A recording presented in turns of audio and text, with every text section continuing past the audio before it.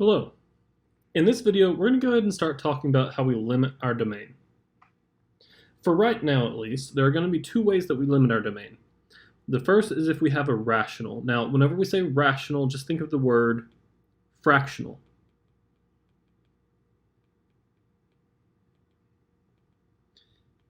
Basically meaning something divided by something else. Now, because we are dividing, that means that we can never divide by 0. So whatever's in the denominator cannot equal 0. So our actual domain will be where the denominator is not equal to 0. The second way that we can limit our domain is going to be even radicals, technically even indexed radicals, specifically square roots. I don't think we're ever going to see anything like fourth roots or anything like that.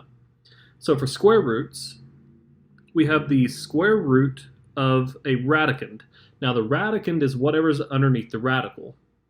And as a result, we can only take the square root of something that gives us a real number. And the only way that that happens is that whatever's underneath the radical, called the radicand, has to be greater than or equal to 0. Because the smallest thing you can ever take the square root of and get a real number is 0. So your domain will come from the radicand being greater than or equal to 0. Excellent. Now that we know that, we're going to look at 4 different functions here. We want to determine if the following are functions. And if it is a function, state the domain in interval notation. So what we have here is we have 4 different functions and their equations. This isn't something that we've looked at yet.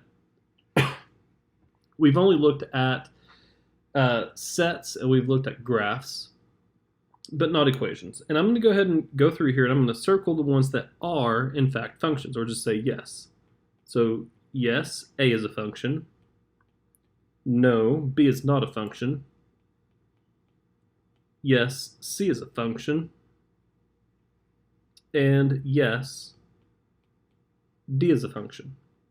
Now, one of the easiest ways to see if an equation is a function or not is to look at the y variable. So for all of these y variables, what's the exponent? Well, the exponent is 1. It's understood 1, but it's 1 nonetheless. So if your exponent on your y variable is odd, then yes, it's a function. If the exponent on your y variable is even, then no. So for functions,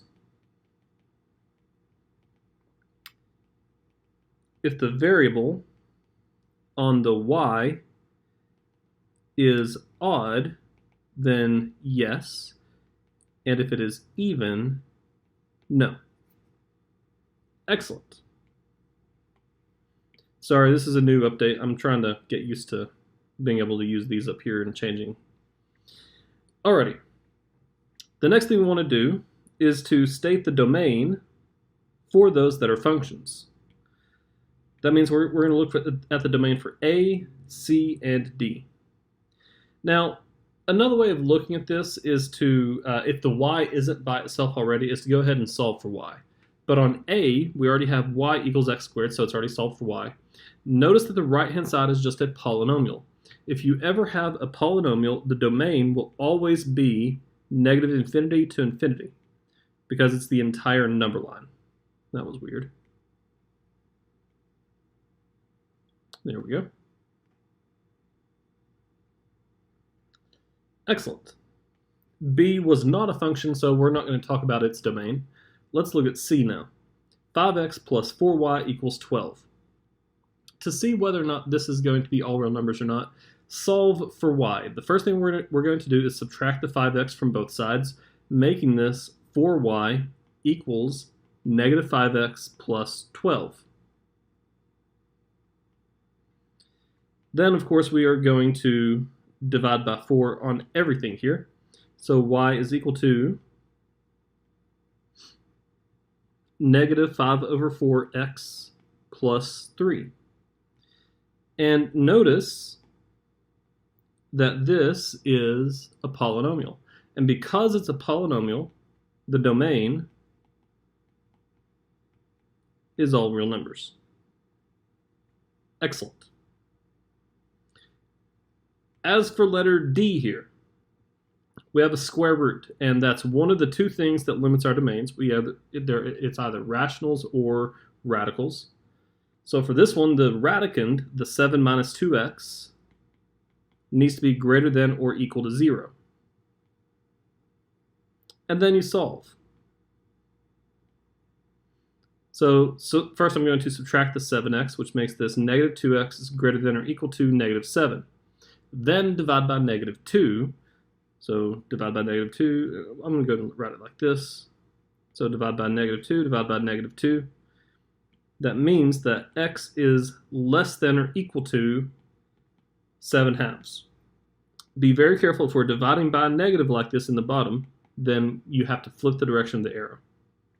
And that gives us x is less than or equal to 7/2. And on the number line, if you were to graph this, we have 7/2 here, shade to the left, and include the 7/2. So the domain here is going to be negative infinity to 7/2.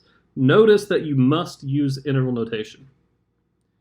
A lot of people tend to forget that. Alrighty. Well, I believe that that is it for this particular video.